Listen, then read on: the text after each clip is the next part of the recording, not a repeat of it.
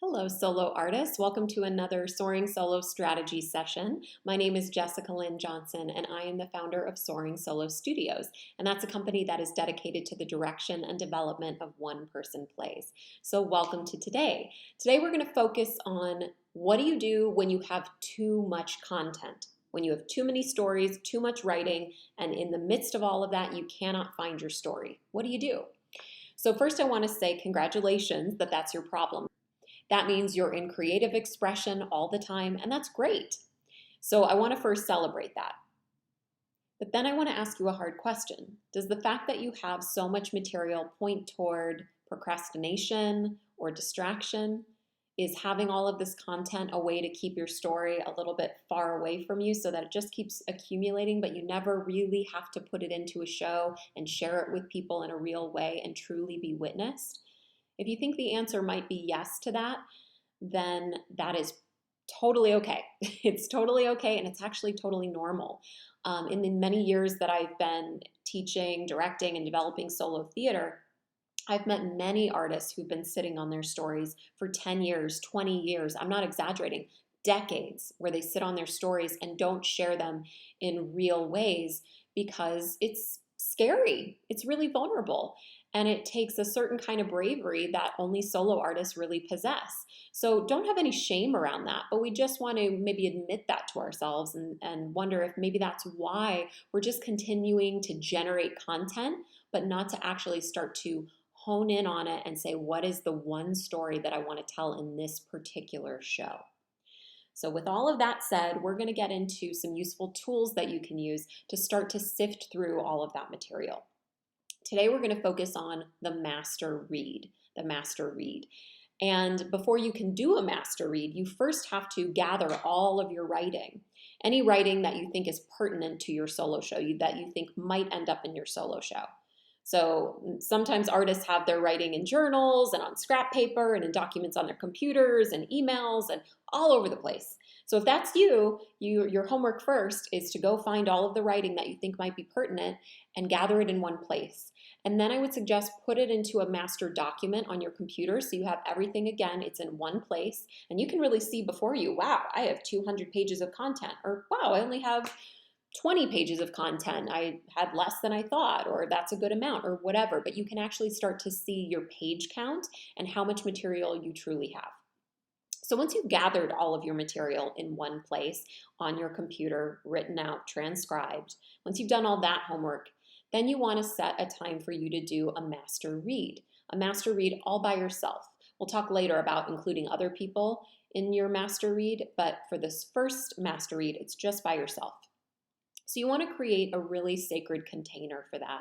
You want to create a really sacred space, meaning light a candle, light some incense, make sure nobody else is home, make sure it's quiet, maybe have some nice music playing, whatever it is for you that's going to put you in a great headspace. And your critic is not allowed to attend. Your critic has no business being in the master read session, because let me tell you, when you're reading through tons and tons of material that hasn't been edited, or maybe some of it has and some of it hasn't, it's rough, it hasn't been theatricalized yet, maybe you've not even worked with a coach on it at all yet, it's just raw. Critic can jump in and start saying, oh, that's not good enough, oh, that's not entertaining, oh, that's boring, who's going to watch that, and say all kinds of things that are just going to be disruptive and discouraging to your process. So critic is not invited to this party. And once you sit down and you've created this space for yourself, make sure you've mapped it out on your calendar. You're going to give yourself the afternoon or however long it takes. And that's something else I'll say is your master read, depending on how much material you've accumulated, it could be an hour, it could be 4 days of afternoons where you just sit and as close to back as you can, you're sifting through the material and you're taking notes. But they're very brief notes. The only notes I really want you to take are the themes that keep coming up in each story and what is the dramatic question that seems to come up in most of the stories, or maybe a few dramatic questions. And if you're not familiar with that term, a dramatic question is simply the question that the protagonist is trying to answer or that the play is trying to answer. So that could be, does true love exist? Is violence the answer to finding peace? Is money the key to happiness? Whatever your dramatic question is.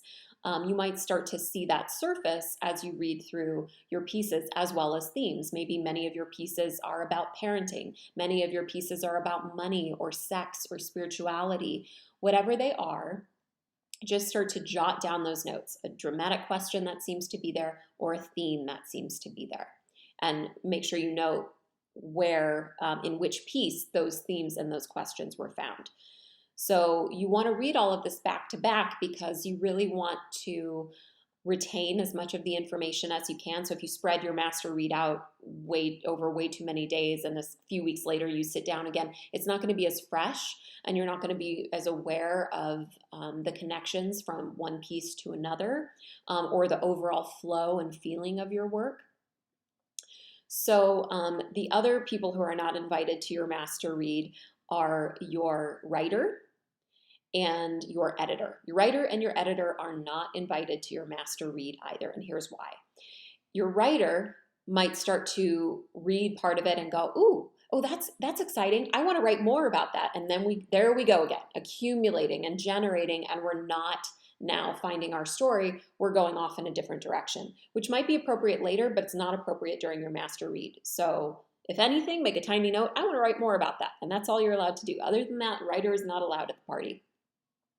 And the editor is not allowed there either, because editor is going to start to immediately go, oh, that's worthless. Oh, that's not any good. Oh, that was too lengthy. But the thing is, you don't know yet. You don't know yet what is valuable and what needs to be edited out, because you haven't looked at all of your material yet to really see the full big picture of what your story is about. So editor is not invited either.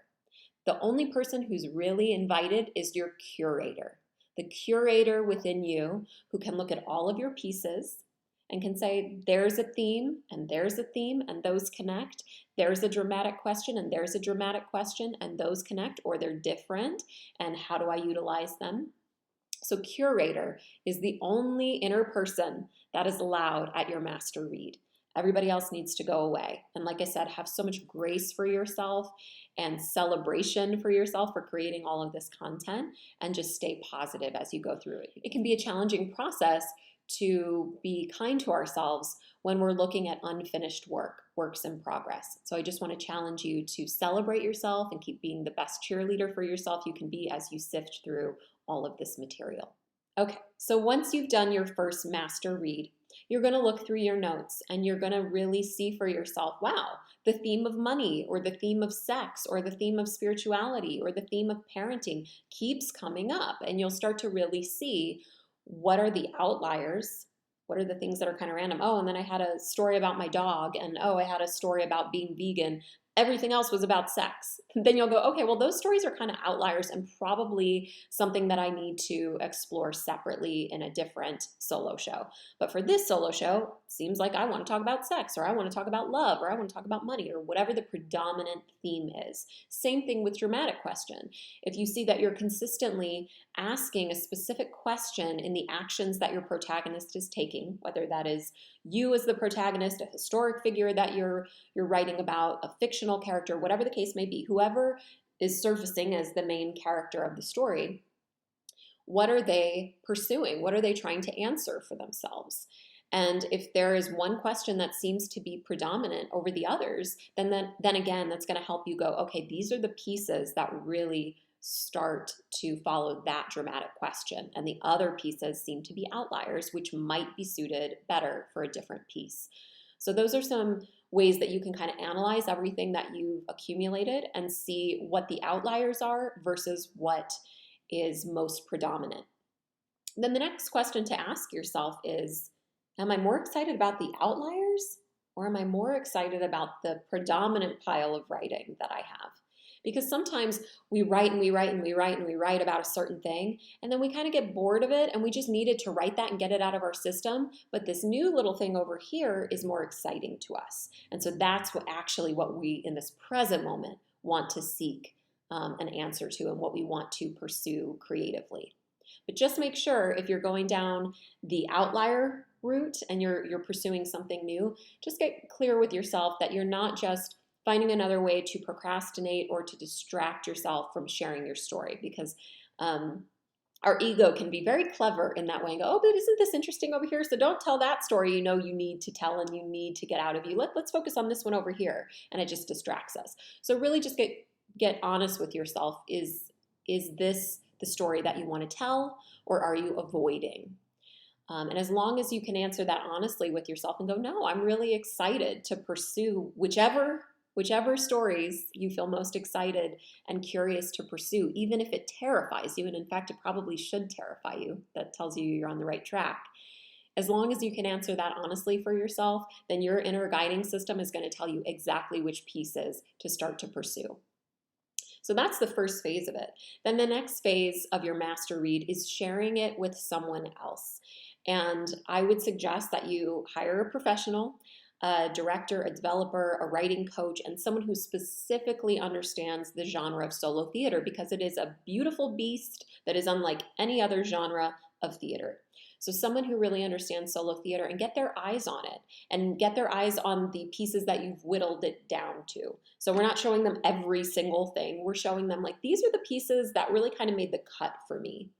And I want your professional opinion on it. So then you start to get an idea. Does this coach see what you see in terms of the themes and the dramatic question? Do they see something different than what you see? And if they see something different, does that resonate with you? Or do you just kind of feel like they don't get you? And that might give you some insight on, is this person right for your creative team? Or do they just not get you and they are not the right fit for this particular project? So that can be really meaningful information as well.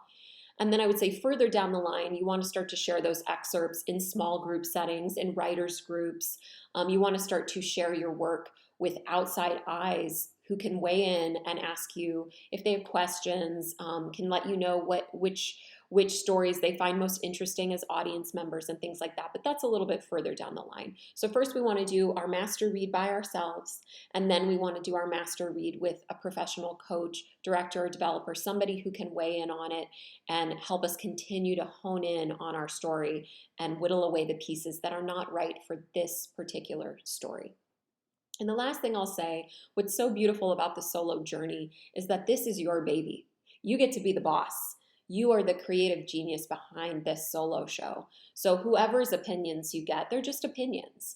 Your intuition, your creativity, your voice matters most. And that's why I often encourage that you do the master read by yourself first, so that you're really learning to trust your own opinion, your own intuition, your own creative voice and thoughts and expression before you let others into that. And then once you've gotten clear with yourself on the things that you think you want to say, then you can invite other people and other professionals into the experience to be part of your team. But get clear for yourself first. So hopefully this was helpful in helping you whittle down all of that great content that you've written, get a little bit clearer on the message that you want to share with the world and the next steps that you want to take to make that happen. If you'd like to email me further questions, go ahead and contact me at soaringsoloartist@gmail.com, or of course you can always visit my website at soaringSoloStudios.com. And I hope that this really helps you find your story. Thank you so much, and I'll see you next time.